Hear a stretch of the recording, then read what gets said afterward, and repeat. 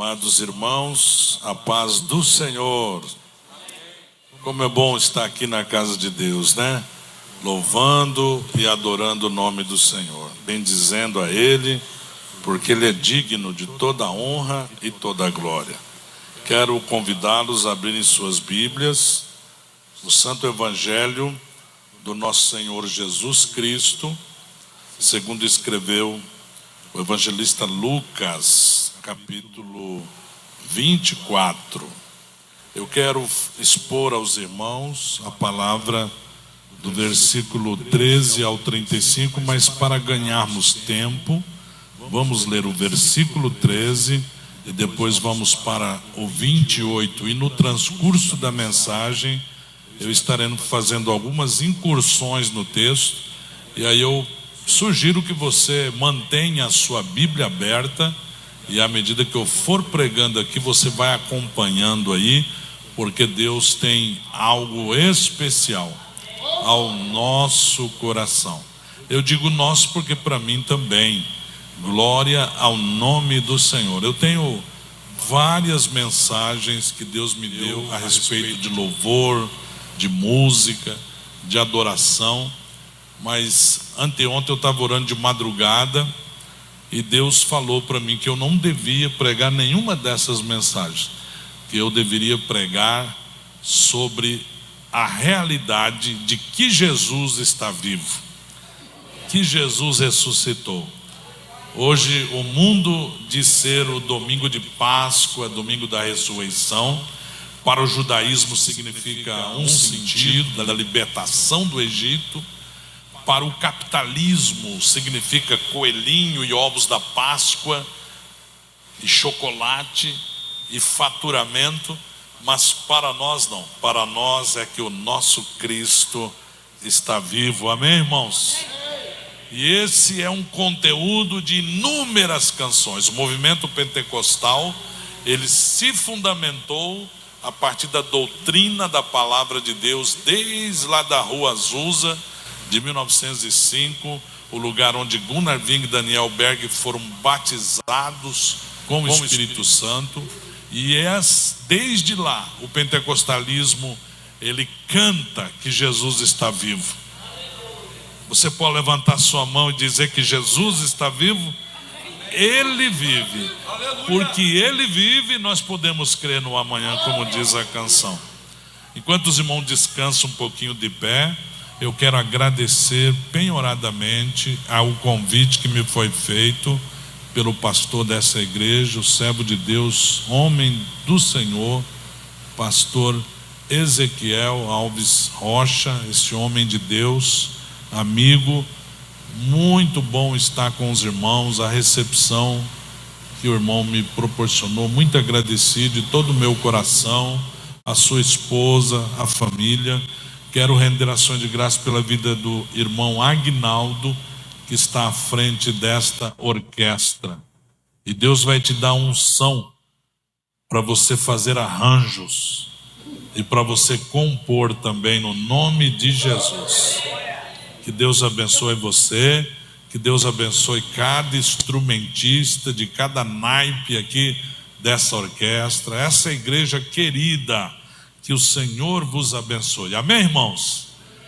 Lucas 24, versículo 13 nos diz: e eis que no mesmo dia, domingo, o dia da ressurreição, iam dois deles.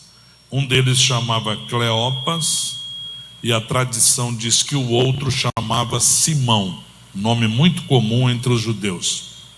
Iam dois deles para uma aldeia que chamava-se Emaús, aonde tinha águas termais. Emaús significa águas quentes.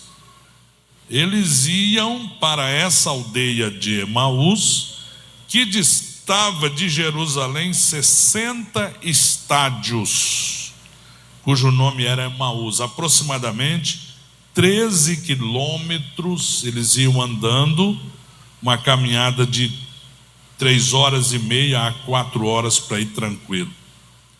Versículo 28. E chegaram à aldeia para onde iam, e ele fez, Jesus que estava os acompanhando, chegou até eles, ele fez como quem ia para mais longe, e eles o constrangeram, dizendo: fica conosco, porque já é tarde, e já declinou o dia. E entrou para ficar com eles. E aconteceu que, estando com eles à mesa, tomando o pão, o abençoou, e partiu-o, e lhe deu.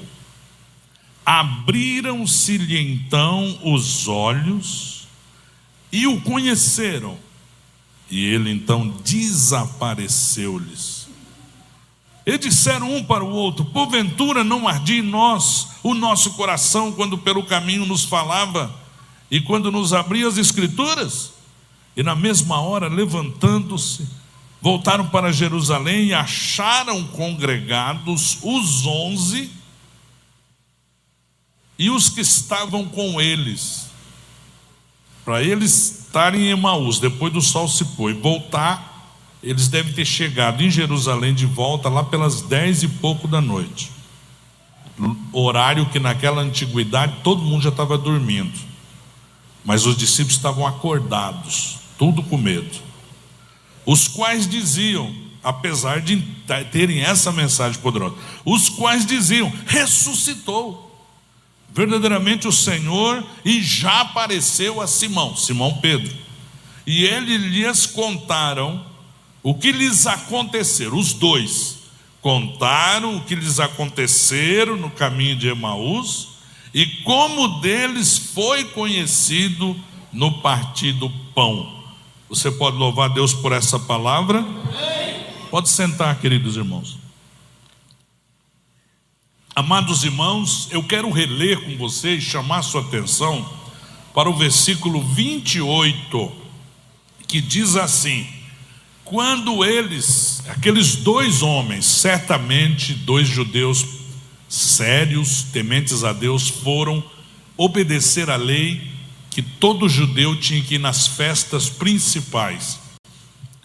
Eles então foram à Páscoa em Jerusalém para ouvir Jesus, porque eles eram cristãos, e eles ficaram muito tristes com a morte de Jesus. Eles disseram que eles esperavam que Jesus seria o Messias aos moldes deles, e eles com a cabeça baixa, chutando pedra no caminho, entristecidos. De repente eles veem um vulto atrás deles, eles dão uma olhadinha assim, aquele vulto vai acompanhando, vai chegando mais perto, de repente está do lado, e aquele homem do lado, no escuro, não tinha iluminação pública como nós temos hoje. Ele perguntou: mas o que vocês estão conversando? O que vocês estão conversando? Ah, mas você é um forasteiro em Jerusalém? Porque ele estava vindo do lado de Jerusalém. Emaús fica a sudeste de Jerusalém. Ah, mas você é estrangeiro e não viu a história? Aí ele: quais? Que história? A história de Jesus, varão profeta, poderoso em obras, que os nossos príncipes, nossos principais, Império Romano também, o matou. Você não ficar sabendo? E aí diz o texto que Jesus foi falando a palavra para eles, e Jesus dá uma bronca inicial, mas eles não sabiam que era Jesus, o texto diz. E Jesus chama eles nécio. Se Jesus fosse de Guarapuava, ia chamar sonso. Se fosse lá de Maringá, ia chamar seus der. Se fosse lá de Minas, celerdo. Fosse de São Paulo, ia chamar outra coisa que eu não vou falar aqui. Mas vocês são tontos mesmo, hein? E diz a palavra que ele foi expondo a Bíblia para eles, e o coração deles ardendo. Mas o que me chama a atenção no versículo 28 é que aquele acompanhante, que primeiro era um estranho para eles, depois ele se tornou um acompanhante deles. Depois ele se tornou um mestre, respeitadíssimo conhecedor da Bíblia, como nunca eles tinham visto um rabino daquele jeito. Tanto é que na hora de orar, passaram para ele orar, porque o costume era o dono da casa orar pelo pão. Deram para aquele homem. Mas o que me chama a atenção é que quando chegou, estava a estrada aqui, lado direito Emaús, reto continuava. Aí eles chegaram em Emaús e foram entrando, e o Senhor continuou. E o que me chama a atenção, você percebeu? E chegaram à aldeia para onde iam. E ele, Jesus, ressurreto, o Filho de Deus, que morreu e ressuscitou para nos garantir a nossa salvação, nossa regeneração, nossa justificação, nossa salvação, os milagres que nós recebemos, ele fez como quem ia para mais longe. Ou seja, Jesus blefou. Mas não é porque Jesus era mau, é porque Jesus ele testou aqueles homens para ver o desejo deles de terem a consciência de que Jesus estava vivo, irmãos. Eles chegaram na bifurcação, Emaús de um lado, um caminho que não sei, não me lembro direito para onde vai. E nós, muitas vezes, estamos na bifurcação da vida. Estamos em situações de bifurcação. De um lado, aquilo que nós temos que encarar, que pensamos que somos nós mesmos. É pela nossa fé, é pela nossa vontade, é pelo nosso esforço, é pelo exercício de religião nosso, é pela nossa dedicação. Agora nós vamos encarar firme aqui. E dá a impressão que em determinado momento dessas bifurcações da vida, que nós estamos sozinhos. Os caminhoneiros têm uma gíria que diz: largou fulano na pista. Imagina você recebendo uma carona, a pessoa expulsa você do carro dela, abre, vai, se vira sozinho. Largou na pista. Quantas vezes você se sentiu que parece que Jesus te deixou, parece que Jesus te abandonou, parece que você está sozinho? Quantos momentos da vida que a gente vive uma vida cristã que parece que o nosso Jesus ficou ainda naquela cruz. A gente critica às vezes algum católico por causa do crucifixo, mas a gente vê a fé de alguns crentes que parece que o Jesus dele está morto, parece que o Jesus dele ainda está na cruz, parece que o Jesus dele ainda está na tumba. Mas nós viemos aqui hoje para Deus nos despertar que Ele está vivo, irmãos. Ele está vivo.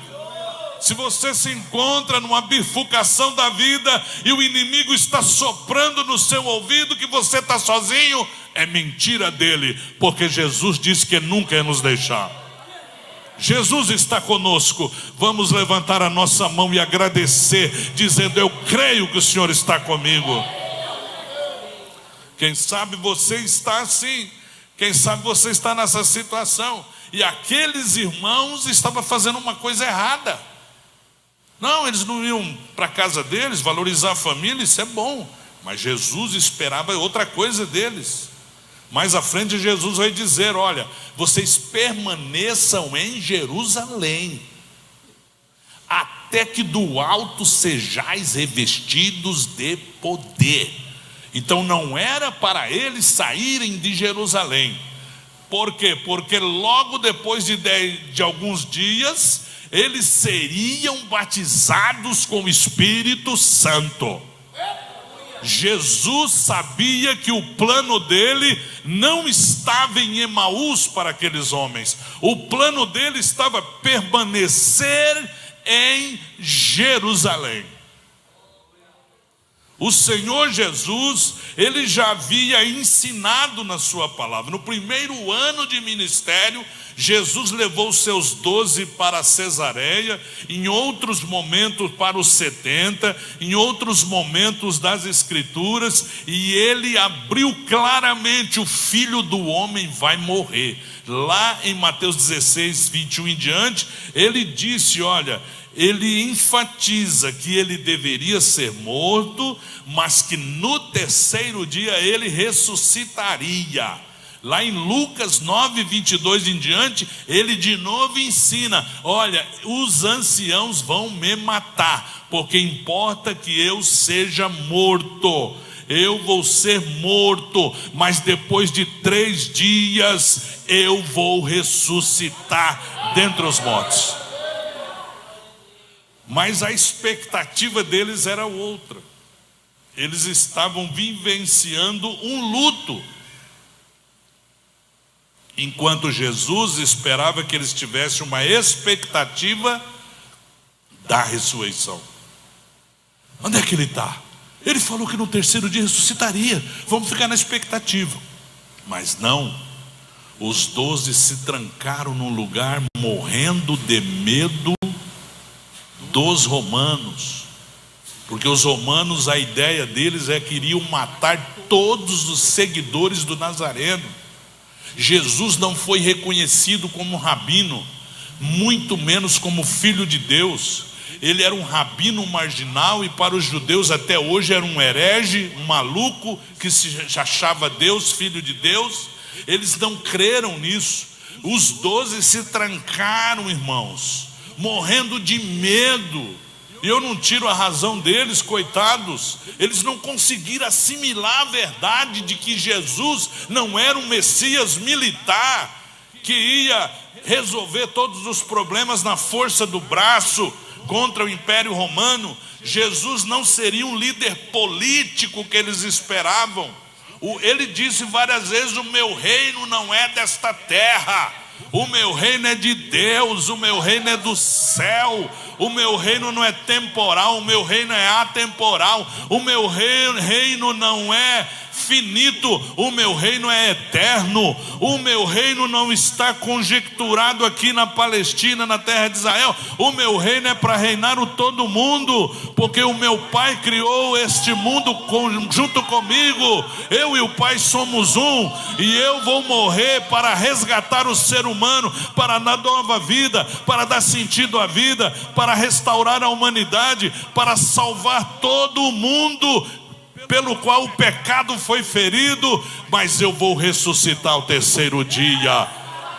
E por isso nós cantamos: grande é Deus. Nós cantamos: digno é o Senhor de adoração. Nós cantamos que Ele vive. Nós cantamos que Ele é o nosso Rei. Nós oramos no Pai Nosso: entra em nós, Senhor, reina em nós, Senhor. Porque Ele reina em nós? Porque Ele está vivo, porque Ele governa, porque Ele é soberano, porque Ele pode todas as coisas, porque Ele é o nosso Criador, Ele é o nosso Salvador, Ele é aquele que enviou o Espírito Santo para nos capacitar para a missão de Deus. A Ele toda a honra, a Ele toda a glória, a Ele todo louvor, a Ele toda exaltação, a Ele todo louvor. Enquanto nós glorificamos a Deus, nós mandamos a glória para esse Cristo bendito que está à direita de Deus Pai. Estamos mandando glória para Ele, e Ele envia glória para nós aqui. Enquanto Ele envia glória para nós aqui, Ele revela as nossas visões. Enquanto Ele dá glória aqui para nós,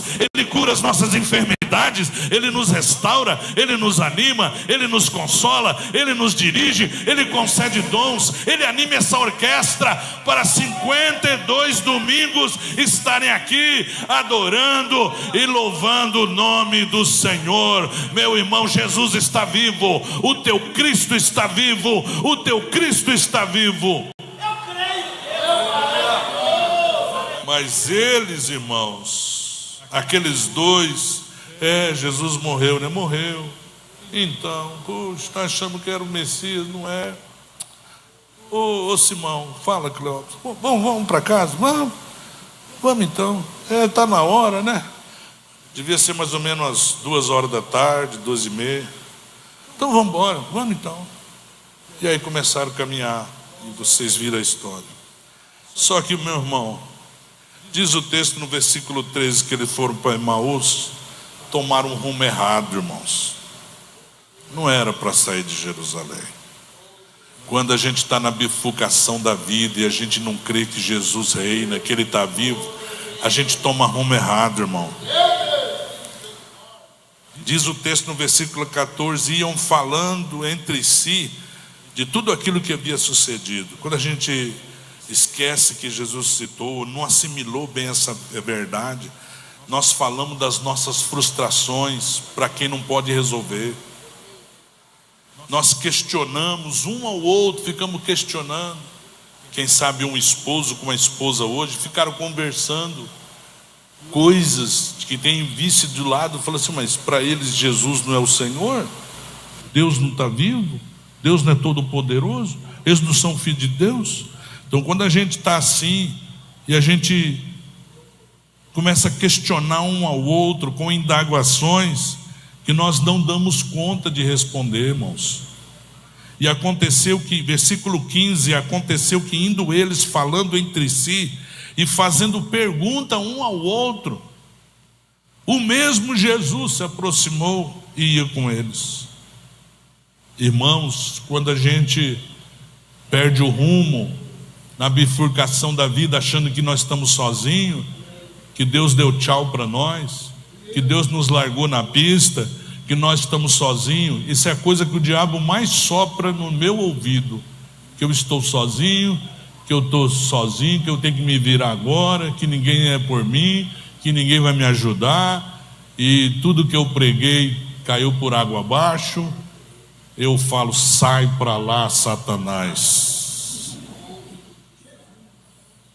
Glória a Deus. A gente perde a visão. Versículo 16 diz assim: mas os olhos deles estavam como que fechados, para que não o conhecessem. Quantas vezes parece que o teu olho está fechado? Quantas vezes essas queridas irmãs estão como Agar: eu vou largar o menino aqui, os 200 metros, vou voltar e deixar ele morrer lá, eu morro por aqui, não quero nem ver meu filho morrer. Mas de repente o anjo do Senhor aparece e diz: Agar, Deus ouviu o choro do menino, Agar. Por que você está desse jeito, mulher?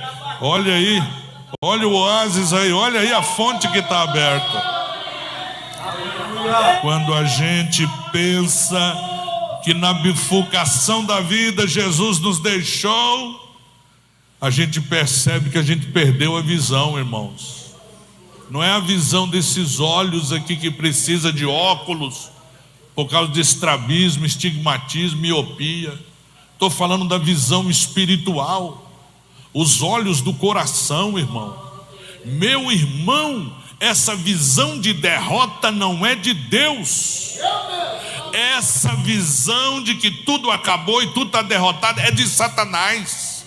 Essa visão ruim que tu estás tendo é da carne. Essa visão que o inimigo está introjetando em você é do mundanismo. Mas eu venho da parte de Deus dizer a você que Ele vai abrir os seus olhos. E aí, por causa disso, irmãos, nós nos entristecemos demais.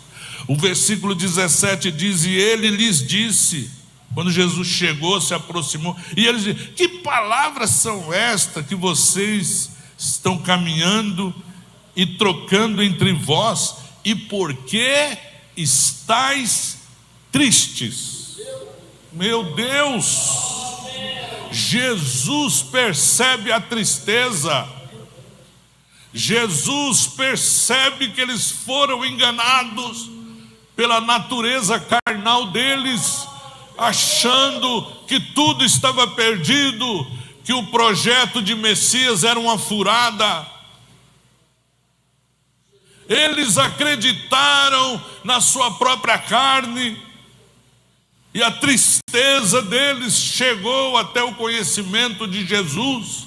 Eu não posso deixar esses 2 discípulos assim, porque eles são muito importantes para o meu projeto de reino. Eles precisam ser batizados no Espírito Santo. Eles estão no caminho errado. Eles têm que voltar para Jerusalém, se juntar ao colégio apostólico. Eles precisam permanecer no cenáculo 10 dias. Eles precisam ser cheios do Espírito. Sabe de uma coisa? Eu vou alcançar esses 2 e eu vou me revelar a eles.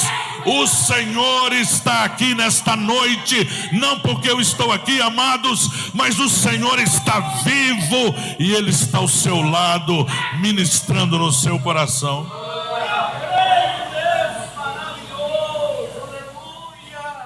Transformar Jesus num ídolo é imaginar que Ele não tem poder.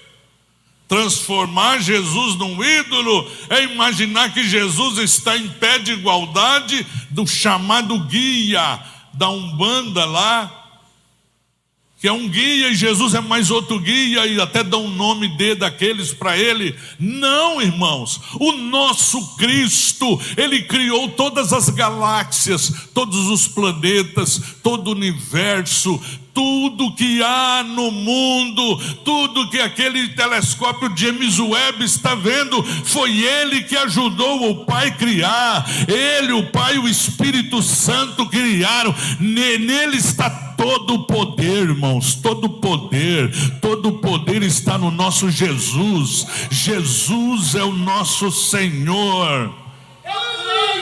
E você se lembra o que Ele disse para Maria Madalena quando ressuscitou? Maria Madalena ficou tão emocionada, foi tocar: não me toque, não me toque, que eu ainda não subi para o meu Pai. Eu ainda tenho que prestar conta lá na eternidade. Não dá tempo de eu explicar isso. Mas você, Maria, vai para Galileia e diga aos meus irmãos. Não é mais servo, não é mais ovelha, não é mais servo, não é mais discípulo, não é mais amigo, agora é irmão. Vai e diz aos meus irmãos que eu ressuscitei. Diga comigo: pela graça de Deus, Jesus é a primícia dos que dormem. Jesus é meu irmão mais velho, que está vivo à direita do Pai, que intercede por mim. Se você falou isso de todo o seu coração, dê glória a Deus, dê aleluia. Aleluia. Irmãos, quando a gente está reparache patei candolebasi, shrimini haturi canta, su repati, quendelastori remunducai, shiricantolepi dere sol, shu edecai sitaramachu. Oh, glória. Glória, glória, glória, glória, glória. Quando a gente está na bifurcação da vida, irmãos, e a gente não assimilou que o nosso Cristo está vivo, meus irmãos, a gente questiona o próprio Deus. Senhor, o Senhor não sabe o que o Senhor está fazendo? És tu só um peregrino em Jerusalém, disse Cleopas. Você é só um peregrino em Jerusalém, versículo 18, e não sabes as coisas que têm sucedido nestes dias? Parece até que nós estamos querendo ensinar Deus. E Jesus deu uma de João sem braço. Quais? E eles lhe disseram: as que dizem respeito a Jesus, o Nazareno, que foi profeta poderoso. Não assimilaram que ele era filho de Deus, irmãos. Era só um profeta. Um profeta poderoso em obras e palavras diante de Deus e de todo o povo. Como os principais do sacerdote, o nosso príncipe, o entregaram à condenação e à morte e o crucificaram. É assim, irmãos. Quando a gente não assimilou isso, a gente começa a questionar Deus de um jeito errado. Deus até deixa a gente questionar Ele, que nem Abacuque fez, mas do jeito certo. Mas eles questionaram Deus. A gente não consegue entender o propósito de Deus. A gente analisa tudo na ótica dos homens. O versículo 21 diz assim: e nós esperávamos que fosse Ele, falando para o próprio Jesus, tá? E nós esperávamos que fosse Ele o que remisse Israel da mão dos romanos, que trouxesse de novo o reino de Davi até o rio Eufrates. A gente está sonhando com isso. A gente queria que esses romanos saíssem da nossa terra, sujando a nossa terra. A gente achou que Ele ia acabar com tudo isso, ia remir Israel, mas agora com tudo isso que aconteceu, e já hoje é o terceiro dia desde que essas coisas aconteceram. É assim que a gente faz. A gente não entende o plano de Deus. Você não está entendendo porque você foi demitido. Você não está entendendo por que aquele noivado acabou. Você não está entendendo porque essa luta no seu ministério. Às vezes você está olhando tudo da ótica dos homens, do jeito da carne definir o olhar. Você foi contaminado pelo vírus do mundanismo, e eu também muitas vezes. Às vezes Satanás nos ludibriou, fez a gente ver as coisas do jeito que ele vê. Mas nessa noite o Senhor está aqui nos revelando o seu querer, a sua vontade.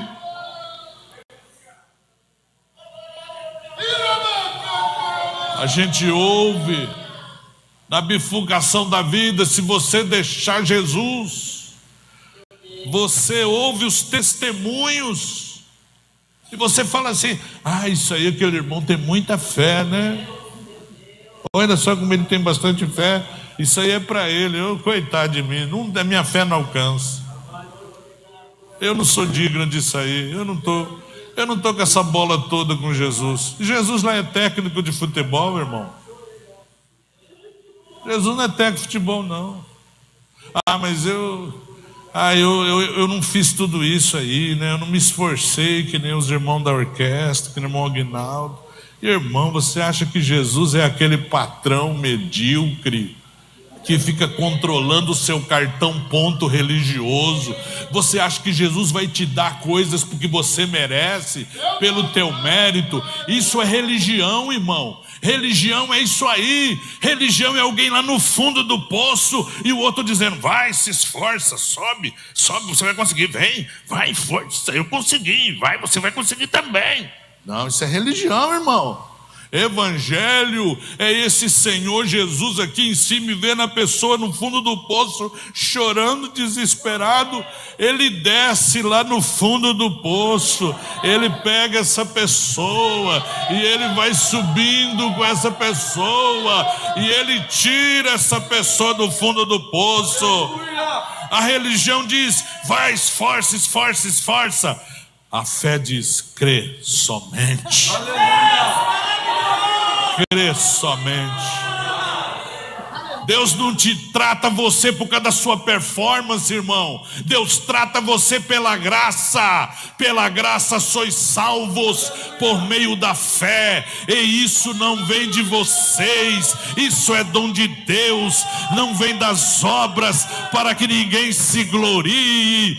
E o Senhor está aqui ministrando cura, sabedoria, unção, dons espirituais, batismo com o Espírito Santo, porque não depende de nós, mas eles, olha, é verdade, o versículo 22 em diante diz assim: é verdade que também algumas mulheres dentre nós nos maravilharam.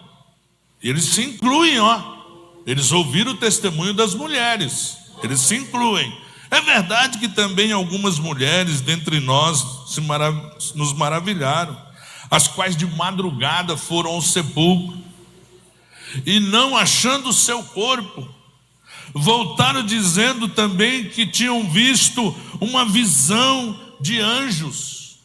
Esse artigo definido, uma visão, mostra que eles estavam meio assim, essa mulherada é meio emotiva, né? No Brasil as mulheres começaram a votar valendo o voto delas em 1937. Lá na antiga Israel, o testemunho de uma mulher não valia um tribunal. Pensou? Coisa horrível. Jesus restaura as irmãs. Jesus restaura a dignidade da mulher, porque pôs na boca de uma mulher, a primeira que viu Jesus ressurreto, a mensagem da ressurreição foi Maria Madalena, a primeira que transmitiu. E não achando o seu corpo, voltaram e dizendo que também tinham visto uma visão de anjos que dizem que ele vive. E alguns dos que estavam conosco foram ao sepulcro e acharam ser assim como as mulheres haviam dito, porém não o viram.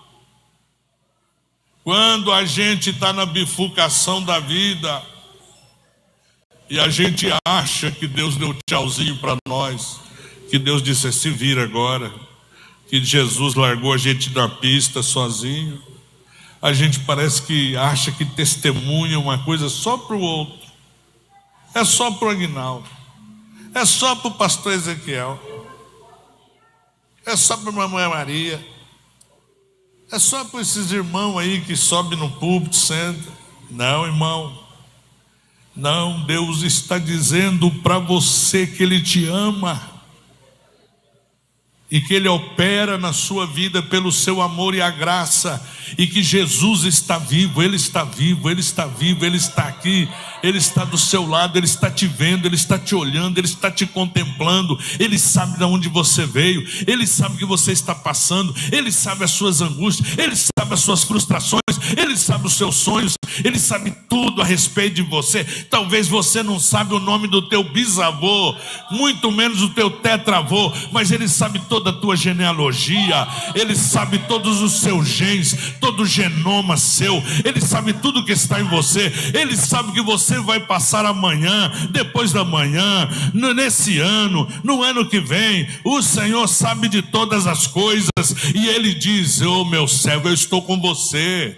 Eu estou vivo, eu não te larguei na pista coisa nenhuma, eu não te dei tchauzinho coisa nenhuma, eu estou com você. Diga, eu creio.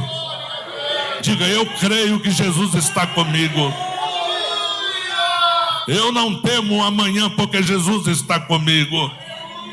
Diga a pessoa que está ao seu lado, Jesus está vivo, Jesus reina, Jesus está com você. Louvado seja.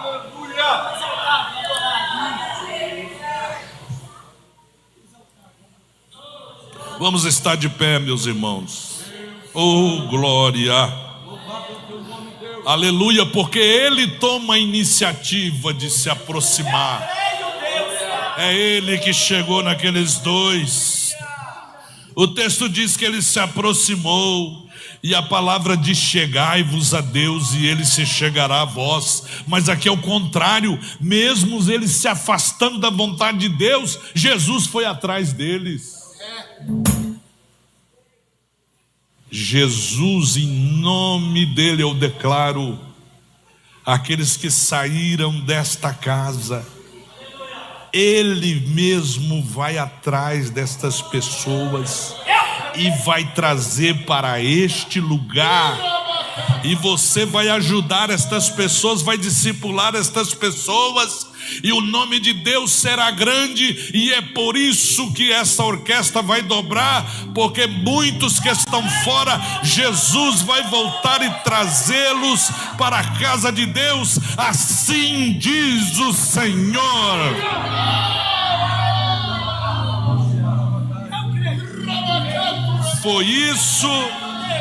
Foi isso que Jesus disse na boca desse irmão em línguas. E eu estou interpretando agora. Assim como ele foi atrás dos amados de Emaús, ele vai atrás de todos que afastaram. Ele questiona a gente para despertar nossa fé. Ele ministra-nos a sua palavra. Ele falou: ô nécios, vocês não lembram o que ele falou quando eu estava com vocês? Vocês não lembram o que Moisés disse, que ele é o princípio de todas as coisas no Gênesis? Vocês não se lembram que ele disse que ele é o grande libertador de Israel, como em Êxodo? Vocês não se lembram que em Levítico ele se apresenta como sumo sacerdote perfeito? Vocês não se lembram que em Deuteronômio ele se diz o grande profeta poderoso que vai aparecer maior do que Moisés? Vocês não se lembram que em Josué ele se apresenta como o grande general que peleja as batalhas de Deus? Vocês não se lembram que ele é o juiz de Israel? Vocês não se lembram que ele é o grande resgatador da sua herança? Vocês não se lembram que ele é o rebento de Jessé, a raiz de Davi, que ele é o Senhor? Vocês não se lembram que ele é o sucessor eterno do trono de Davi, e por isso ele aceitou a adoração de Bartimeu? Jesus, filho de Davi, tem misericórdia de mim. Vocês não se lembram que ele disse que ele é o rei dos reis e senhor dos senhores? Vocês não se lembram que ele é o único rei perfeito e absoluto? Vocês não se lembram que ele ensinou que ele é o único monarca infalível? Vocês não se lembram o que ele disse, que ele é aquilo que está em Esdras, o grande intérprete da Bíblia, quando ele disse para os fariseus: vocês não sabem interpretar as escrituras? Aleluia! Vocês não se lembram que ele é o grande restaurador de Israel? Vocês não se lembram como em Esther, que ele é o grande intercessor em favor do povo de Deus? Vocês não se lembram que ele disse que ele é aquele que Jó falou: eu sei que o meu Redentor vive e que por fim se levantará da terra? Vocês não se lembram que ele é aquele que está nos Salmos, que ele é o refúgio e fortaleza do seu povo? Ele é o arquiteto da sabedoria, ele é o grande pregador de Eclesiastes, ele é o amado e o noivo da igreja em Cantares. Ele é o Senhor, irmão, ele é o Senhor. Jesus foi falando tudo isso de Gênesis, não dá tempo de eu falar até a Malaquias, mas ele foi falando, e à medida que ele foi falando, irmãos, o coração deles ardia, o coração deles pegava fogo, o coração deles se enchia, o coração deles estava cheio. Meu Deus, mas que rabino abençoado é esse? Aí ele faz de conta que vai. Oh Senhor, não vai não. Olha, o sol já se declinou, já passou de 18 horas. Olha aqui, o sol se pôs. Por favor, Senhor, por favor, fica com a gente. Você quer pedir a companhia de Jesus? Você quer pedir que ele entre na sua casa?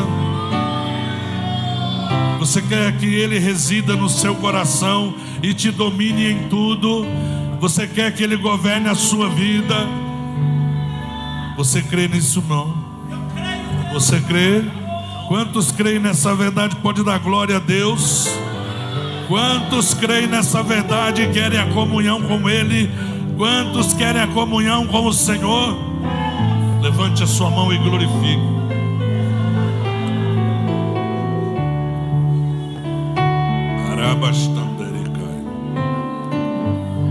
Aleluia. Eu quero a comunhão com meu Senhor. Eu quero sair melhor do que eu entrei, querido, aqui. Eu quero sair melhor do que eu cheguei nesse lugar santo. Eu quero comunhão com ele. Eu quero estar juntinho dele. Eu quero poder sentir a presença dele. Aleluia. Dó maior, por favor, irmão. 2 discípulos no caminho de Emaús iam falando a respeito de Jesus. Cante. Iam falando a respeito de Jesus. Um viajante deles se aproximou. Aleluia. Cante, irmão, cante, você que conhece. Aproximou. Não perceberam que era mesmo o Salvador. Não perceberam que era o meu. Agora vamos orar cantando. Fica conosco, Senhor. Cante com a sua alma. Fica conosco, nosso amado e bom Jesus. Fica conosco, imenso amor. Como discípulos no caminho, irmão. Como discípulos te pediram no caminho de Emaús.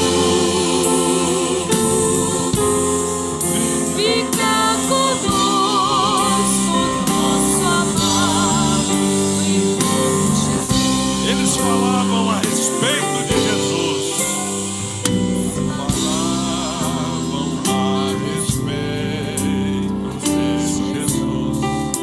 Oh, eles entendiam muito pouco. Profeta que foi poderoso diante de Deus e de todo o povo. Aleluia! Todo o povo, aleluia. Este Jesus que ainda hoje nos conduz. Ele nos conduz assim, ó. Ele nos conduz. Ele nos anda conosco. Fica conosco, nosso amado e bom Jesus. Aleluia. Fica conosco pelo teu imenso Senhor, fica com a tua amor. igreja, com o teu povo ministro. Como os discípulos te pediram no caminho de Emaús. Oh, glória. Fica conosco, nosso amado e bom Jesus. Chegando à mesa. Chegando à mesa, tomando pão, abençoou. Oh, aleluia. E deu. Eles então reconheceram, cheio de gozo, em ver o Filho de Deus. Aleluia, no mesmo instante. Aleluia. Fica, Senhor, conosco. Fica conosco, nosso amado e bom Jesus. Oh, Ele está conosco. Fica Se Ele está com conosco você, pelo não há o teu que temer. imenso Não há amor. o que temer, irmão. Ele está com você. Ele é o teu provedor, irmão. Ele é o teu consolador. Ele é o teu ensinador. Ele é o teu Senhor. Ele te redime, Ele te salva. Fica Ele te cura, Ele te liberta. conosco, Ele te consola. Ele te dirige. Aleluia. fica conosco, nosso amado Ele e está bom conosco. Jesus. Ele está conosco. Feche os seus olhos, levante a sua Fica mão. conosco Glorifica a Deus pelo na segunda conferência musical. Nada melhor do que louvar a Deus e encerrar louvando. Os discípulos te pediram Aleluia. no Arriba, Emaús. Senhor, abençoa esta igreja, abençoa o teu povo. Consola o teu povo, Senhor. Confirma a tua palavra, traz os desviados de volta. Multiplica esta casa, abençoa esta orquestra. Abençoa cada irmã que louva a Deus. Abençoa as irmãs desta igreja, o círculo de oração. Abençoa as crianças desta igreja, aquelas duas criancinhas no colo dos dois pais, aqui à frente louvando ao Senhor. Ó Deus, aquilo é um exemplo para todos os demais pais que conduzem os seus filhos no caminho do Senhor. Coloca esta palavra no coração dos pais, das mães, que os pais criem os filhos no temor do Senhor, que os adolescentes sejam cheios do Espírito Santo, que os jovens sejam santificados em verdade, que as irmãs e os irmãos sejam cheios do poder do Espírito, que os obreiros desta casa sejam homens de visão, que cumpram a missão de Deus. Derrama a tua graça sobre o teu povo, abençoa o teu servo que lidera essa orquestra, o maestro do instrumental, do grupo de louvor, o irmão Aguinaldo, a sua equipe de liderança, cada músico. Na segunda conferência musical, nós declaramos que tu estás como o teu povo, tu estás como o teu servo, pastor Ezequiel, com a sua esposa. Ó Deus, eu peço a convalescência para a tua serva, ali na sua perna, Senhor. Vai ali com o seu poder, na perna da tua filha, no seu joelho, no seu pé, nos seus artelhos. Eu ministro a cura, a radical, a convalescência para o seu corpo físico. Arranca, Senhor, esta enfermidade. Eu ministro sobre o irmão Levi a tua bênção, a tua graça, o teu poder, a tua unção. O teu nome é Jeová Rafá, o Deus que nos cura. Venha abençoar o teu povo, venha abençoar a tua igreja, venha abençoar os teus servos. Aleluia! Fica conosco, Senhor. Tu conosco não precisamos de mais nada. Tu conosco temos direção. Tu conosco temos provisão. Tu conosco temos cura. Tu conosco temos libertação. Fica com o teu povo, abençoa-nos, abençoa-nos para a tua glória e para o teu louvor, em nome de Jesus. Abraça esse irmão que está ao seu lado aí, ministra uma palavra de Deus para ele, ministra a comunhão, diga que Deus é com ele, abençoa a vida dele, pede um milagre na vida dele. Peça para Deus se revelar a ele. Cristo está vivo, Cristo está vivo, Ele vive.